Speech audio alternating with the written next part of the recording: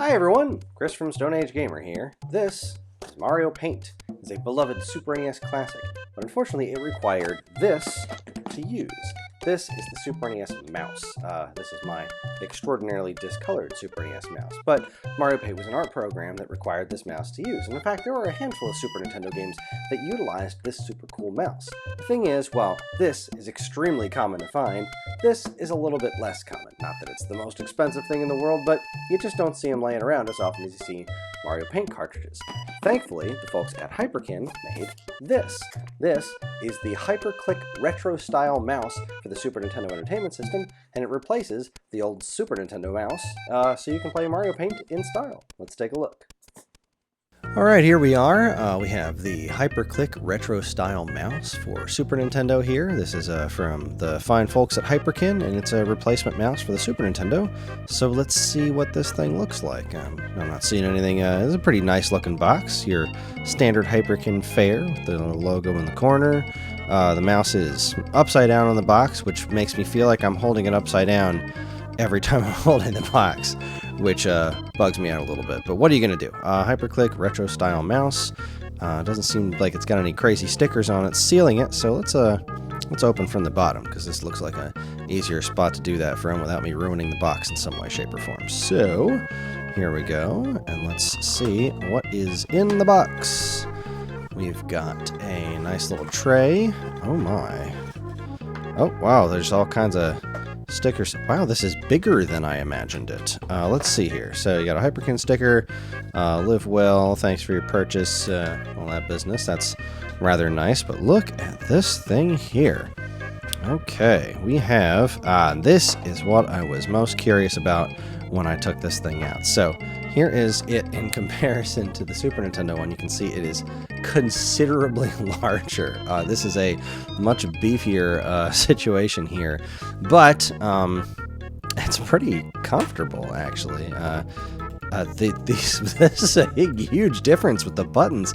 They have a very modern click to them. These guys, if you are like me and you use the ever-loving heck out of your Nintendo one, you know that these buttons tend to get a little worn out, and they don't have very much.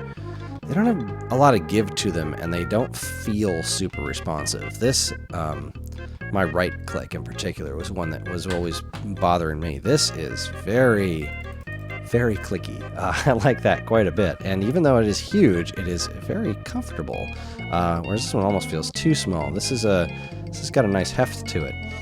The most important thing I noticed is this, straight off the bat. So this is using IR sensor to be the mouse, whereas this, if you take off this guy here, is the old-fashioned ball mouse, which is a technology that we seem to have largely moved on from. If you've never seen the inside of this thing, you can twist that little guy there, and it's just got a ball inside of it. And these little spinners inside here, when you roll the ball around, that is what moves the mouse around. This is what all mousin,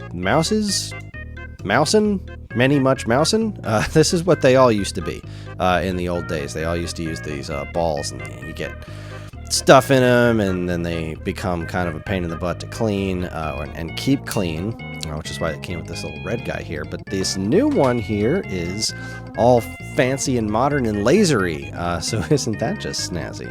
And it's got a little button down here too. I wonder what that is, what that's for. It might be some sort of recentering or something like that. I don't see instructions in the box. It seems that there is probably instructions for online if you really wanted to learn about this. Optional optical mouse provides smooth and responsive cursor control. Yeah, there you go. It is an optical mouse. That's the official name for something like that.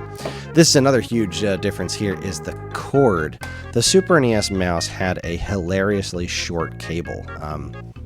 I remember playing Mario Paint as a kid, sitting sitting on the floor in front of the TV.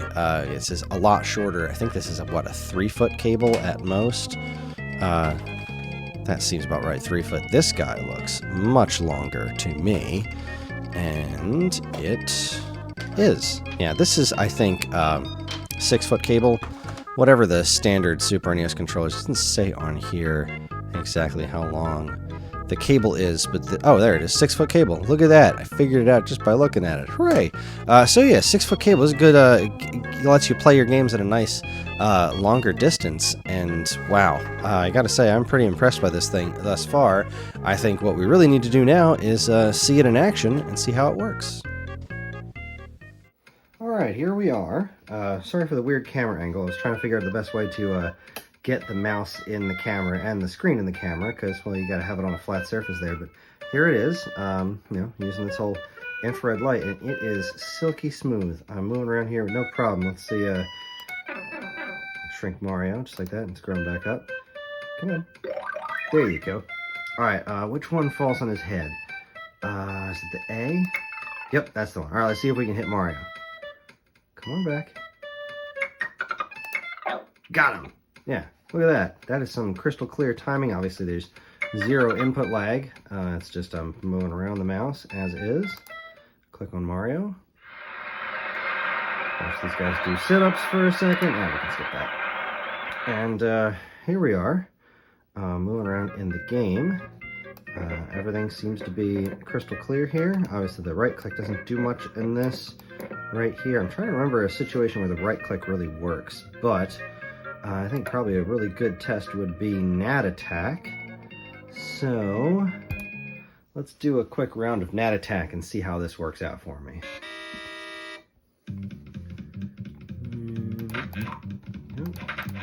Nice and quick.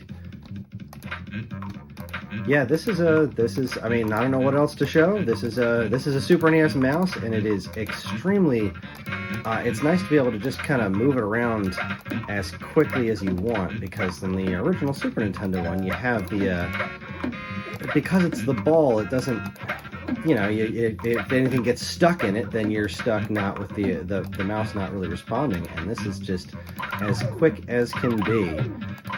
Let's try one more game out. Oh, there's your right click. Right click pauses it, and we can exit. Yeah, I think I'd like to try a quick game of Arkanoid Do It Again. Let's try that out. Okay, so here we are with Arkanoid Do It Again, and you can see I'm moving the mouse up and down to choose where I'm going here. Let's go with one player. And obviously, you don't have a spinner on the Super Nintendo here, but the mouse is a really good way to play this game, and oh, look at that. It is perfect. It is silky smooth. It is it's doing exactly what I want it to. No weird glitchiness or anything like that. This is about as good as you're going to get for a mouse on the Super Nintendo. This is a huge improvement over the original Nintendo one. I love it, and I'm probably going to spend a lot more time playing Arkanoid for the rest of the day. I should have grabbed that laser and just let it hit the lightning bolt thing. It doesn't matter. Doesn't matter. Let's go ahead and pause the game, and there you go. There's the mouse in action. It is fantastic. It does exactly what is written on the box, and it handles it with extraordinary ease. There you go. The Hyperkin Hyperclick retro-style mouse for Super Nintendo is available now at StoneAgeGamer.com, so you can get back to Mario painting and tin starring and lemmings tooing at your earliest convenience. Thanks for watching, everybody. If you liked what you saw here today, please follow, comment, like, subscribe, share, and let us know, if you grab one of these things, what's the first game you're going to play with it? Are you going to compose some sort of super awesome music in Mario Paint, or are you just going to go shooting robots in Tin Star, or I can't think of any other Super NES mouse games, but I know there's a bunch of them, and this is a good way to play those games once again. Thanks again, everybody. On behalf of all of us here at Stone Age Gamer, keep playing games.